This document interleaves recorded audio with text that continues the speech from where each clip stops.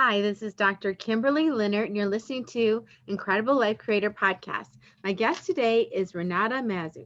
Renata Mazu is an intuitive mind architect.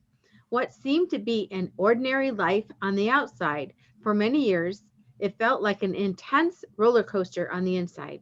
She struggled with feeling like she never fit in, wasn't good enough, and constantly doubted herself. So she ended up in multiple careers over the years, hoping to find her purpose in life.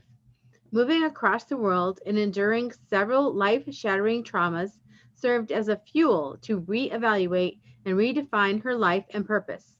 This enabled her to stop running from her past, heal, tear down, and rewrite deeply rooted destructive beliefs and help uncover the intuitive gifts. Today, she works with entrepreneurs to unlock and release their internal blocks that stop people from reaching their full potential. She helps others to heal and detach from their past traumas, neutralize fears, find their unique purpose, and build solid mental and emotional foundation so they can stand in their power and build their lives and businesses that they are passionately obsessed with. Welcome to the podcast, Renata. Thank you, Kimberly. Thank you for having me. Yes, I've been so excited to get you on here, and it's been a little while, and we finally got you. Oh, Yay! we finally did it. We're doing Yes. it. Well, it's important because what you do is so important and so valuable. And I know you've helped many, many people that I personally know. Oh, So I'm just so glad to have you on so that you can share your gifts with everyone else. oh, thank you. I really appreciate that. Yes, yes. So why don't you start out by telling us about you? In your bio, you said, you started in a different country and you ended up here. And why don't you tell us a little bit about you so we know who you are? Okay, well, how much time do we have? Because I can go for hours about this. Well, I moved to the States over 20 years ago. It just so happened that my husband at the time got a job offer and I just followed. Okay. That's what I thought has to be done, right? And over the years, it's like you just read in the bio, I couldn't really find my place. I ended up in like real estate and travel industry. Then I got my master's. So I thought I needed more. I needed to learn more because what I had was never good enough. So I was simply trying to fit in and try to look like where my place is. So I simply was looking for that purpose that I never found. And I thought it's like external stuff outside of me. And at the time when I had real estate business, I had my own coach. And that's how I got into the coaching field. I'm not a fan of the coach word itself because everyone's a coach now. That's why I call myself my architect because what I do today is not really much of a coaching, more like building the foundation because what I realized after my own journey, like looking back at the journey, okay, that majority of the people, they don't just have the foundation. And that's what I found about myself because there was a moment in time over like 10 years ago when I just hit on kind of rock bottom. And I remember just specific event, I was sitting at my daughter's doctor's office and she just asked some simple question about my daughter. She was like 6 months old at the time.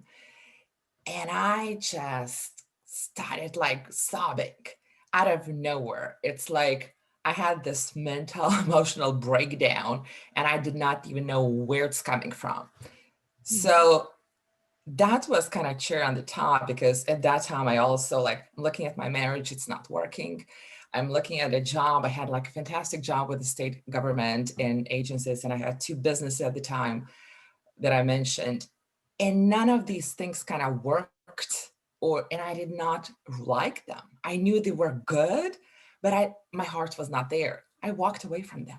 I walked away from the job and then that meltdown is just like, okay, so Renata, either you need to get your crap together and figure out what's really wrong. So, one thing I did, I was looking for what's wrong with me. I was looking like, how can I fix me? What's wrong with me? why I'm like not happy with whatever I do. And that was actually the worst question I could ask, because after that time, I started like looking for techniques and modalities and like read every book I could find on personal development, on mindset, on cleaning the blocks and subconscious mind and conscious mind and all this fun stuff. And I realized there's really nothing wrong with me. We don't need to fix us. What we need to do is to fix those programs, those layers that we actually put on over the years, starting from even birth, from our childhood, from our environment, that all the stuff that we acquired. And those programs actually were what's wrong. And when I started looking deeper into stuff and like started removing things, I found that things start opening up. And every time you work on some issue or trauma, actually everyone has trauma. People just are afraid of that word and they don't realize, big or small. I mean, sometimes trauma is a word. Sometimes trauma are huge things like rapes, molestations, assaults, everything like that, even divorces or deaths. So when you start neutralizing those memories, because every single memory has some type of emotional charge that's been carried over the years, and we still may have it active today. When I started working on that, things start changing. Whatever was no longer lying just fell off of my like, and just was eliminated from my life. um, that's interesting because a lot of people are afraid of those things. I was afraid too, but looking back, I'm like, those things were the blessing, because if not for those things, I wouldn't be who I am today, and I wouldn't be doing what I'm doing today. So that's exactly what my journey was about, to unlock whatever was blocked inside of me and just allow the path to open itself out. And if someone told me that I would be doing what I'm doing today, like 10 years ago, honestly, oh my God, I would have laughed, because I would never believe that. Because at that time, I was focusing strictly on entrepreneurs and teaching them the marketing strategy. And then my journey just brought me where I do today, is like removing those internal blocks, building that foundation so it's strong, so we don't have that emotional charge to the events that are not supportive, and just rebuilding the whole life. And at the same time, we rebuild the business. And a lot of times my clients change the direction like 180 like degrees. The job that they were in before the work, now it's no longer aligned. So the same happened to me. I had to change everything in my life. So I hope that gives like a tiny bit of picture. Yeah, and talking about being aligned, sometimes we're doing business or we're going in a certain direction in our lives and we're using our head instead of our hearts, and we think we're in alignment. We think it makes sense. It's logical. Yes, this is the best way to go or direction to go, or this is the best way to do something, but we're totally out of alignment with our internal selves. Do you want to talk about that? See, the thing is, I love that you bring that up, because that logic is just what we learn, that's how we're supposed to do things, because that's what we're told. We gotta weigh all the options. And I'm not saying don't do that, but there is a fine line where you really need to listen to your gut. Because 9 times out of 10, your gut is gonna tell you, like, and it's gonna scream out loud, don't do that. And you logically weigh, it doesn't make sense. So I'm going to go ahead and do something that doesn't feel even good, because my logic, that frontal lobe says, go do that because that's what you know, that's what is known. So I would love that more people actually going to learn how to listen to that gut, that internal voice. And I'm not talking about, like mind chatter, but that internal voice, because it's always going to lead where you need to go. And if you don't listen to this, it's probably going to happen what happened to me. You're going to hit the wall, and whether you want it or not, life will turn the way, and it will lead you towards the direction you have to go. what your purpose is. So yeah. Mhm. Yeah, and just talking about business, sometimes we have a business and we're marketing that business and we're thinking, oh, this is the way to do it. And from an external standpoint, if most people who are in business, they know the different ways that you can market, and you'll say, oh, that works for most people. But if there's something internal where we're not marketing again in alignment with who we are, we're actually not ready to put something out. What happens to that internal piece? Where's the internal marketing happening? If that makes sense. How do we get ourselves to market internally and then actually do actions outside? Yeah, see, the thing is, the way I view this, and I just had a conversation last week with one of my clients, because everyone's saying you have to have clear goals and you have to have this numbers in place. And they actually go and write things down and they verify, okay, how far I am from that goal, how far I am from the monthly goal, how far I am from whatever other goal. There's nothing wrong with setting goals, and we should do that because we need to know what we want in the first place. Mhm. But if you're going to keep poking that number and keep looking at it and with the mindset that, oh, I'm not there yet, I have like a long way to go, guess what happens? We're coming from the lag because it's like, oh, we don't have the money yet. We didn't make the goal. We didn't make it to the goal yet. Mhm. So that internal system is like, oh, you're coming from the lag. You want more of the lag. So here you go. You got it. Mhm. So there's a fine line how we can actually look even at the same goals. So that internal guidance is super important. Mhm. Mhm. So let's say that someone has the belief that they're going to get that goal, whether it be monetary or other goal, and they're over here, and here's the reality. So if they Mhm. keep looking at the reality, they're going to keep getting that. In other words, if they keep thinking Mhm. about that, if they keep thinking about, oh, I'm not there, then they're going to be in that spot. What's that middle section? How do we go from here to realizing this over here? First thing that I would watch out for is the resistance because you always gonna have that icky feeling inside. Even if you think, oh, I really want that 100,000, I really want those millions. If you truly tune in into your body, and you know that process already Mhm. while talking with me, I mean, all you need to do is just close your eyes, have that go, and just tune it into your body and see, okay, how does that feel now? Not what I want to create, but how does that feel now? If you Mhm. feel any type of resistance, what I call is icky feeling, Mhm. less than good sensation. If you have anything like that, you got Mhm. to block somewhere. You got to work on something underneath the surface. And that middle part goes to, I say, just be open and curious because you may not realize that a person standing next in line with you, I don't know, at the Starbucks may have something for you. And I know people who actually literally listen to their gut and out of nowhere, they're like, oh, I need to go to get coffee. And they close the deal at Starbucks. And whenever people say, like, oh, I don't have the money. In fact, actually, I just talked to a client today. She's like, Renata, I'm in such a bad place. I just lost one of the jobs and I don't have money.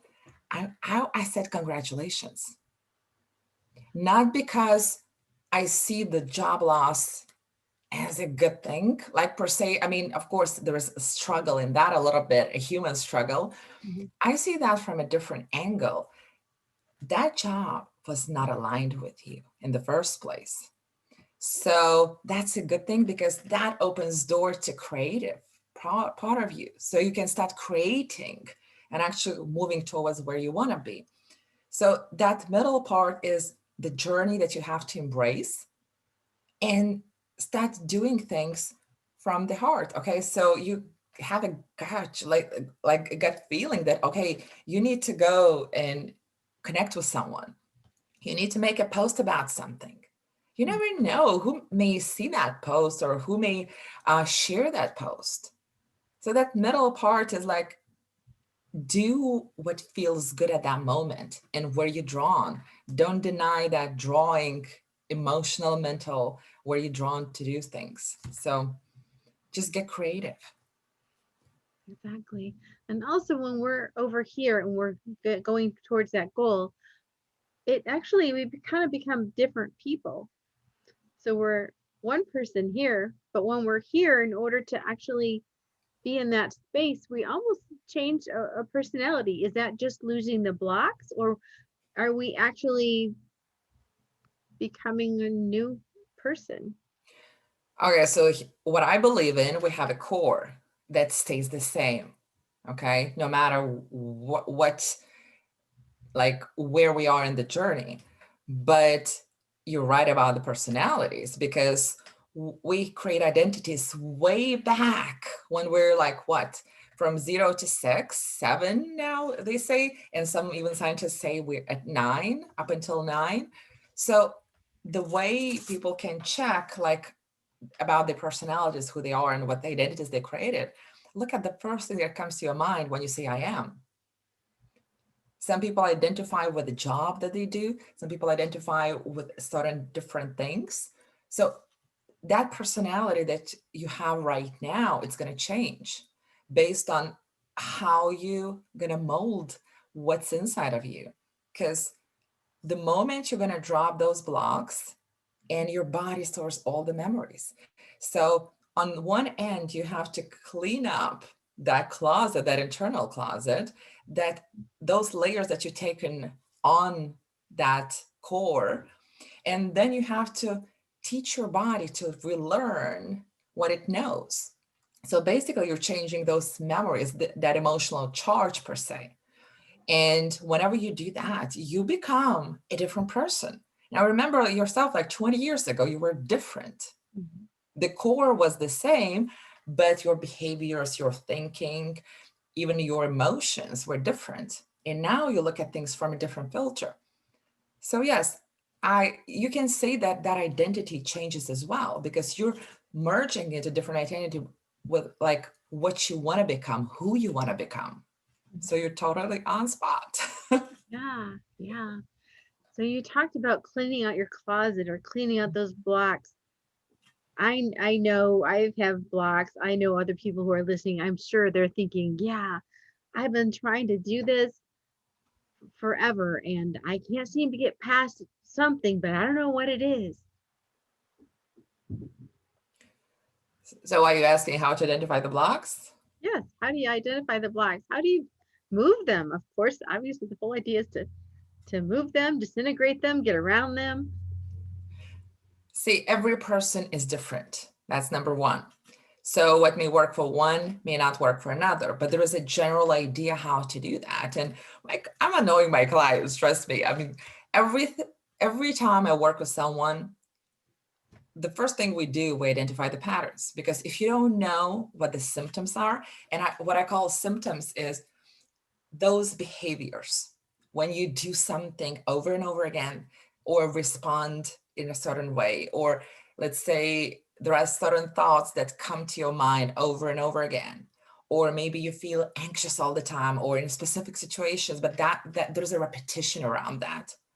So you got to identify those patterns first, so you know what you're dealing with. Or you can even look at the physical stuff, because a lot of chronic pain, let's say, any physical sensations, usually they have some type of patterns too. Because I don't know if I shared that with you ever or not, but I couldn't sit at one point for like 10, 15 minutes without excruciating pain. At that time, I didn't know that physical stuff has emotional charge. Mm. The moment I started removing all those emotional mental layers, I don't have that physical pain anymore. So you got to look at the emotions, you got to look at thoughts, you got to look at the behaviors and see what are the patterns. Then you got to look at, okay, where do they come from? So let's see if I'm working on money blocks. And by the way, just a secret, it's never about the money itself. So you got to look, okay, what was money to your family? How did people speak about money? How they were buying stuff, they were feeling about money, what they kept telling you, or what you observed. So all those stories that you heard, all the things that you saw, they will be reflecting in your patterns. Okay, so, and whenever you have the pattern, you're gonna automatically see where the gap is. And by gap, I mean, okay, so you want to make, let's say, $100,000. Let's take the money stuff, right?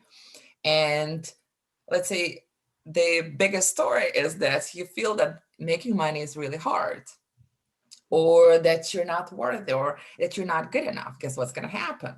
You're going to be taking course after course after course, or trying to learn new and new stuff, and you're going to make things hard, and you're going to sabotage eventually. So that's the gap I'm talking about. So what you got to do is just go back in time. Sometimes we don't even need to remember the specific memory. And all we need to do is just neutralize the memory, neutralize that emotional charge. So it's like, okay, I know people talked about this, but I don't have that emotion inside anymore, like that active emotional charge. And little by little, you start removing those layers, Mm-hmm. and you come out like, I don't want to see cleaner, but you're opening the path basically. Mm-hmm. So that's how you identify as a removing those blocks per se. Mhm. So let's say someone is actually doing well, they're getting their money goals, and all of a sudden something happens and boom, they lose everything. It's just gone. Is that, Oh, are that's they big. self-sabotaging, or is it just that's just what happened because that's what's happening in their world right now? But or is there a piece where they're actually responsible for that? What's happening there? Oh no, that's actually hard to tell because there could be different reasons for that. One of the reasons could be that you just haven't done the work. And I work with people who make millions, okay? It doesn't mean that they're happy, okay? They may be happy in one area, like let's say one side of business is working fine. The moment they start opening another business or like branching out into something else, it stops working. Or their family, their personal lives is just breaking down. So if they haven't kind of put themselves together, and if they haven't really cleaned that internal closet, that's the universe is saying, get your crap together. So another thing, it may be just something misaligned happened. There are different things that may be happening there. So it depends really on that person's situations and the personal stories and what's been happening, or it's just the strategy stuff that just fell through and you actually supposed to do something different. So I don't have one answer for this, unfortunately. Mm-hmm. Yeah, well, different things could happen with it for sure. Yeah. So, Yeah, but what I've noticed, a lot of times this happens, so people shift the direction mhm. because they put the focus on the wrong thing, and it's not what they're meant to do mostly. So, yeah. So as we're wanting to remove money blocks, and everyone wants to be happy and peaceful and have abundance in some form, um what's the first step as far as just getting to know ourself and then seeing those patterns or blocks? Well, part of it is identifying like those patterns. So the first thing is you got to observe yourself. And that's work. A lot of people don't want to do the work, and sometimes they come to me and say, Renata, you just do the work, I'm just gonna sit down like and just relax and just wait for things to happen. It's not gonna happen because you have to start with yourself first. And what a lot of people I see missing is that self-love. I know that's like overrated and kind of almost like a cliche, but that is so true because a lot of people put themselves in the back seat and they think that, or they believe actually that they have to take care of everything else and everyone else first. Mm. Trust me. If they were a title, probably 10, 15 years ago, I would be a queen of pleasing because everyone else came before me. Mhm. But through my journey, I realized if I'm not happy, I cannot give the same love to everyone else. I cannot give the same support to everyone else. So I say it's not selfish, but you gotta start with the self-love first and have something in your life that you really enjoy doing. I don't care if that's knitting or gardening or building stuff or going for a walk, but there must be something there because you got to start from the self love purpose. And then little by little, start observing yourself. See what you don't like. Maybe you keep trying one job and you keep trying one business and another and third, and nothing's happening. That's also a pattern. So just reverse engineer and see, okay, why am I doing this? Questions are the key here, at least for me, because through questions, we find the answers. And if you don't ask questions, you don't know stuff. So every time you get scared or you're afraid to be visible or put yourself on social media or talk to people, you ask, okay, what am I afraid of? Because a lot of times there is this fear of loss. That's the golden question I say to everyone. If you cannot do something or you don't feel like you're doing or you're afraid, ask, okay, if I'm going to do this, what I'm going to lose? Mm. Because a lot of times when people set, let's say, monetary goals, and I'm asking like, okay, what are you going to lose if you're going to make that million, if you're going to make that 100,000? You know what they say? They say, nothing. I'm like, really? Because if I'm sensing something different, I'm like, yes, you will lose. Sometimes those losses are good. Other times they're not so good. If I'm going to lose anxiety because the money was kind of a little bit struggle and tight, that's a good thing to lose. But what a lot of people didn't realize that I found was they're afraid to lose friends. They're afraid to lose family members or their support. They're afraid to lose freedom because they may have a belief that, okay, so I'm going to build this business. I'm going to hire people, my team, my employees, and that will require so much time of mine. I had one of my clients even say, I'm afraid to be a bad mom. As simple as that. So ask questions, dig deep, and write things down because by writing, we actually start rewriting what's inside. Mm. I hope that helps. That really does help because it is true. When you make one choice, you're going to gain some things, you're going to lose some things every time you make a choice. Yeah, but those fears of loss, usually that we create as not so true, like that we lose friends or people around us, they're just an echo from the past because something may have happened in the past. And that's like, I would probably say majority of the times, something would have happened. And that's why we create, because every time we're afraid, Mhm. we live in the past because fear does not come out of nowhere. We automatically transfer ourselves, even if we don't notice, to some past, whether it's emotional past, like emotion itself, or an event or circumstance. And our subconscious is so good at bringing that fear in front of us because it's like, okay, that happened in the past for you. So you got to watch out for, because that's kind of a threat to you. So that's why we hold back and that's why we get fears. So yeah. Yeah, our protection mechanism Oh yeah. in a way. Yes, Mm-hmm. yes. So you were talking about in the past, you were the queen of pleasers. Oh yeah. So Don't tell how do anyone. we start by, loving ourselves, and how do we put loving boundaries in?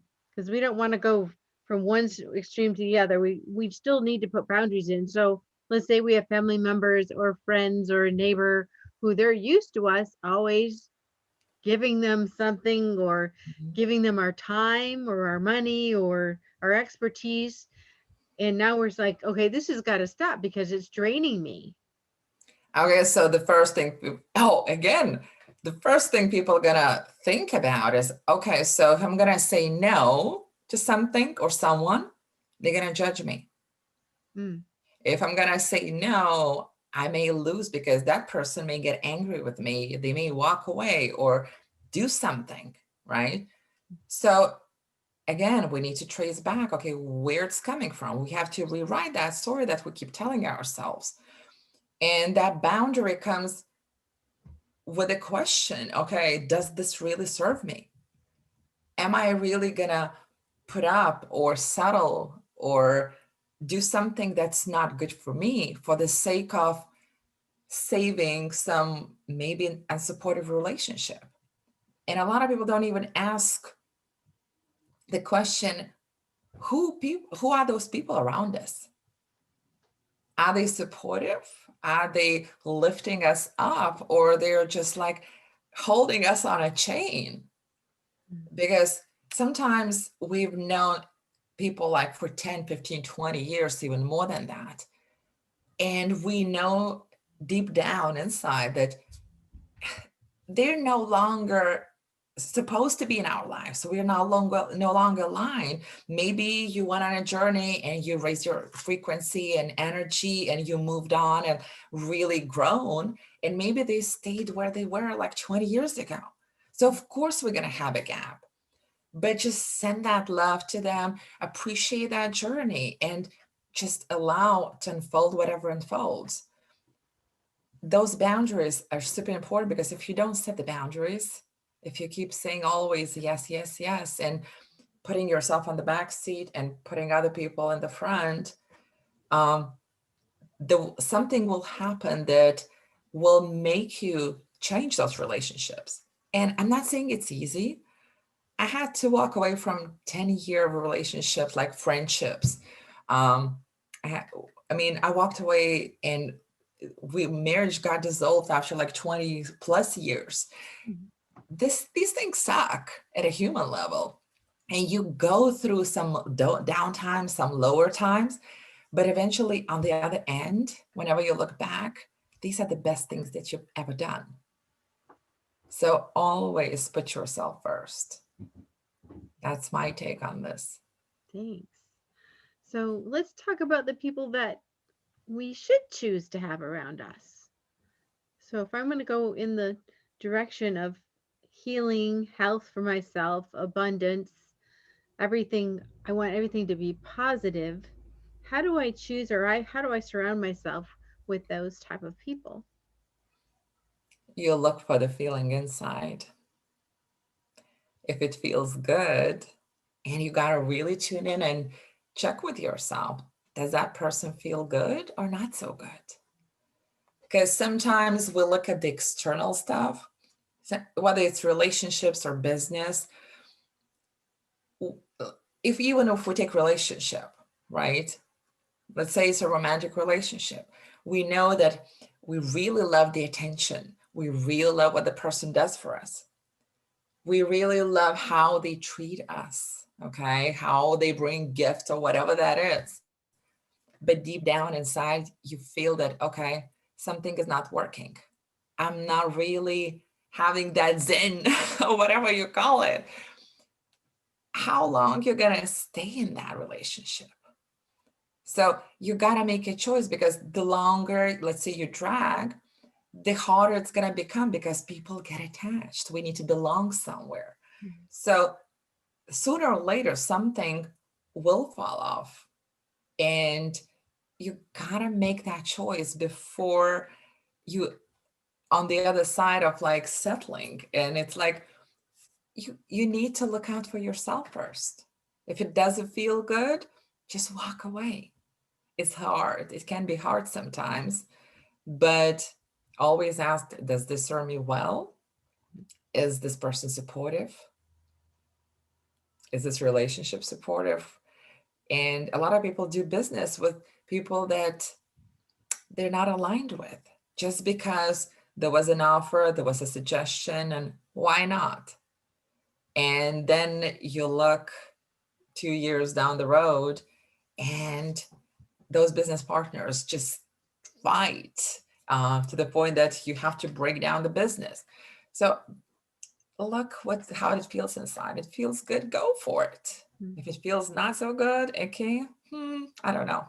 I don't think so. It's a good idea. it. So, if someone wanted to work with you, how is it that you work with people? I know you have a course and you work with people one on one. Mhm. Why don't you kind of go over what you do, how you do it, and what your offerings are right now? Okay, so I have several programs depending on what people want to need. I specialize in money blocks, though we actually clear any blocks that are in their way. So one of the programs, I'll give you an example, is Remove Money Blocks. Now it's a 6-month program. We have 6-week intense work where we identify the mind's blueprint, how our mind operates around money, where those stories coming from. So we create the whole blueprint on the family stories, what we've seen, observed, experienced, even smelled or touched. Um, we look where those stories, how they were created and how they actually show up right now in their lives. And remember, I mentioned gaps before. So we actually look at those gaps because when we create this blueprint, people see black on white where exactly those conflicts or gaps are. And on each call, we neutralize those gaps. So they open more and more this pathway to what's aligned with them. And then we have the monthly support calls in this course. So every time we get together, we always have a clearing and a healing portion. It's not really meditation, it's not really hypnosis, it's not really NLP. So I'm just using my process of the pieces that worked for me because I've tried tons of modalities and techniques. And what I realized is not a single technique actually worked from A to Z. If there would be like some emotional component cleared, trauma would be still lingering. If another angle would be cleared, something else would come up. So I picked simply the breadcrumbs of what truly worked and what's worked for me and my clients and what created the biggest difference. And I'm incorporating that in the process along with my intuitive side, because I can tune in and tell you, okay, you're coming to me with a problem. I'll say, okay, Kimberly, look at 2 years old or 10 years old and let's clear that stuff because that's the first layer that's coming up for you.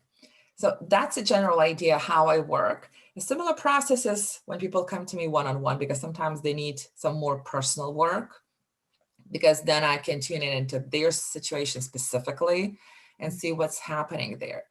But trust me, I cannot do anything until and unless that person is willing to do the work, because that person has to take action. And sometimes we need to use a little bit of willpower just to get discipline of taking action, or even doing those clearings a couple of times a week and observe ourselves. If we don't know what's wrong in our life, we cannot change if we don't know. So there's a lot of times that you need to be involved in the process and you need to do stuff and you need to do the work. So hope that gives a picture. Yes, it does. And if they wanted to find you, where would they find you?